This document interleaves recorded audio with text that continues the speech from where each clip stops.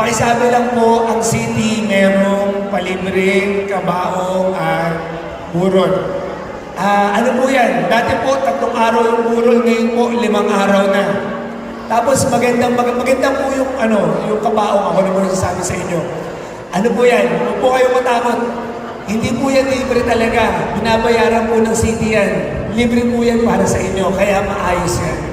Nagpapakitang kilos po sa atin yung mga punerarya. Okay? Mayor, paano yan?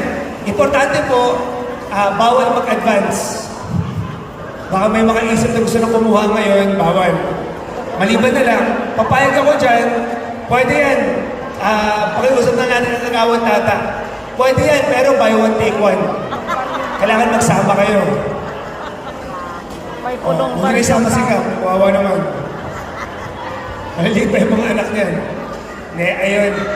Tapos, ano lang po, gusto ko lang banggitin kasi po, nung nakaraan, alam niyo po nung election, usong-usong usapan, yung ating hospital. No? Ako naman po,